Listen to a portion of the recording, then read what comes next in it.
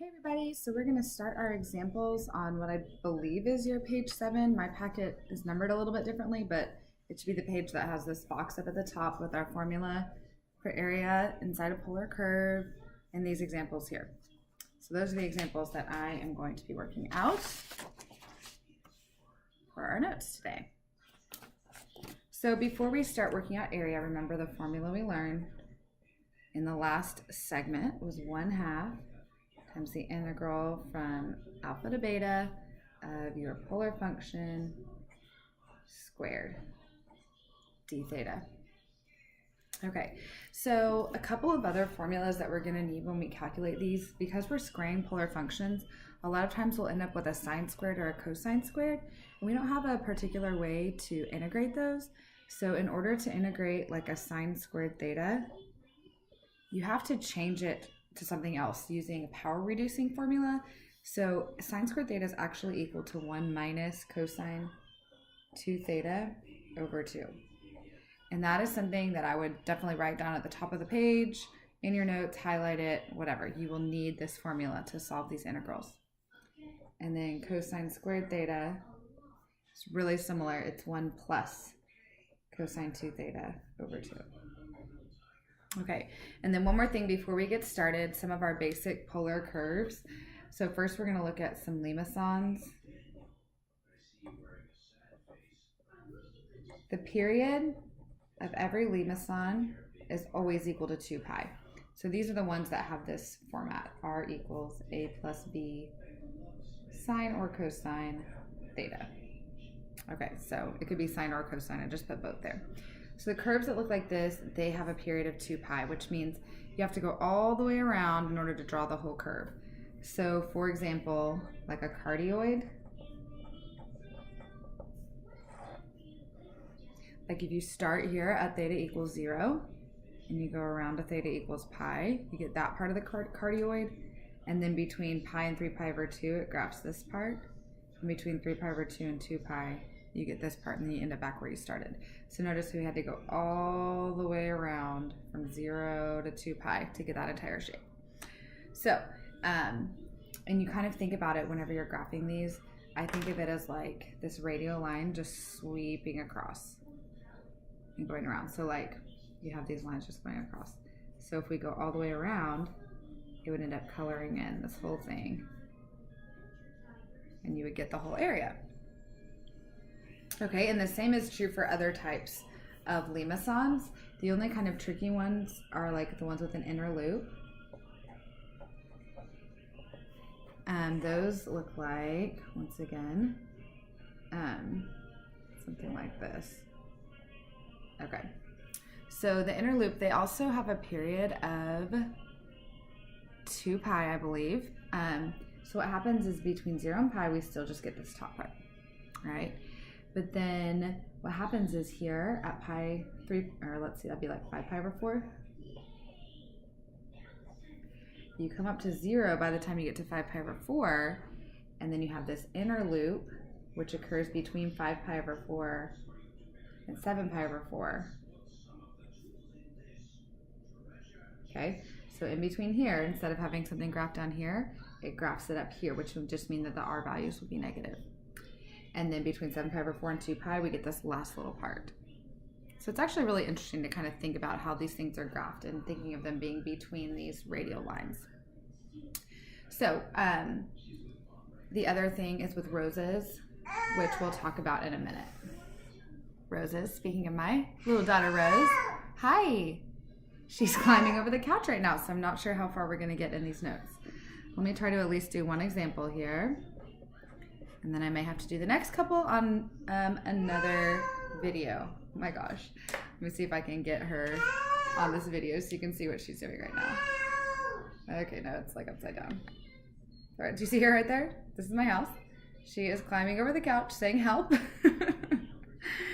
Rose, can you say hi? Apparently not. Say hi.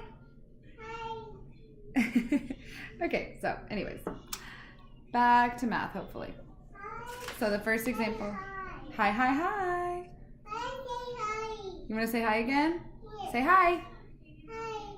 Good job.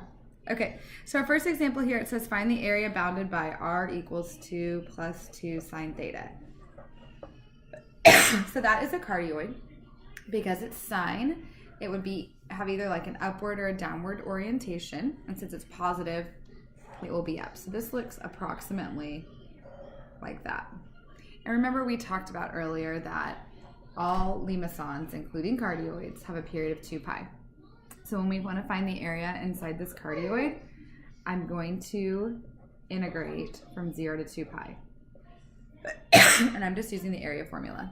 So I have my function, which is 2 plus 2 sine theta squared d theta. So that's the setup, which is simple enough, but this is actually a pretty difficult integral to calculate. So we're going to do it though. It can be done, and it can be done by hand. So first thing I'm going to do is just FOIL out what's in parentheses there. So since this whole thing is squared, I need to FOIL it out. So I'd have 2 times 2, which is 4. And then I'd end up with like 8 sine theta, and then 4 sine squared theta.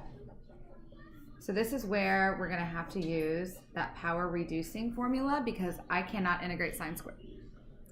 So I'm going to use that power reducing formula. So I have 4 plus 8 sine theta plus 4, and instead of the sine squared theta, I'm going to put in this right here, the 1 minus cosine 2 theta over 2. Do you guys hear her saying help? She's still trying to climb all over the couch. Oh my goodness. What? You're going backwards? Okay. Anyways, so this 2 and this 4 can reduce, and that becomes a 2. So I promise she's fine. I'm watching her, don't worry. So I have 1/2 times the integral from 0 to 2 pi. So I have now 4 plus 8 sine theta. I'm going to distribute this 2. So that'd be plus 2 minus 2 cosine theta. And I think now all of these are fairly easy to integrate. So I am ready to do that. Rose, are you okay? Okay. So I have 1/2 times, so the integral, I'm going to do the 4 and the 2 together. So that's 6, right? So the integral of 6 would just be 6 theta. So remember, instead of x, we're using theta. The integral of 8 sine theta would be negative 8 cosine theta. Rose, are you okay? Where do you want to go? Oh my gosh. Okay. The integral of negative 2 sine theta is negative 2 sine theta. Okay. Oh, and this should have been 2. Okay. I'm going to go grab my child. I'll be right back. Come here. You come sit with me? Okay. You okay? All right. So, you got to be quiet, okay? So now Rose is in my lap here. And I forgot, this was cosine 2 theta, and I just didn't copy that down. So that should be 2 theta. So when we integrate, we get 2 sine 2 theta. But because of the 2 theta, we have to also divide by 2. And we're going to evaluate that now from 0 to 2 pi. All right, so that obviously will cancel to 1. So I'm going to keep the 1/2 outside. You want to color? Okay. Color right there. Okay, so I plug in the 2 pi, so I have 6 times 2 pi minus 8 cosine 2 pi. Well, cosine 2 pi is 1 minus the sine of 2 times 2 pi. Well, 4 pi is in the same spot as 2 pi, so the sine of 4 pi is 0. So that's when I plug in the 2 pi, and then minus, now I'm going to plug in the 0. So I get 0 minus 8 times cosine 0, which is 1, and then minus the sine of 0, which is 0. Okay. So we end up getting 1/2 times, that'd be 12 pi, and we have minus 8, and then here we have a double negative on this other 8, so it becomes plus 8. So actually we end up with just 6 pi as our answer. So see, I told you, it can be done. It's not super fun, but remember, with the sine squared or the cosine squared, you need to use your power reducing formula to change it to to something like this so that you can integrate it and solve. Hey, So there is example 1. Cool. Now Leslie is over here in the mix. So I'm going to end this video and I'll do a separate video for the next couple of examples. What's Rose doing? Is that Here, for let's Rose say hi. doing? It is. Oh, it's upside down. Here, Leslie, say hi. Hi. Say hi. Say hi. Hi. Mama. Okay. All right.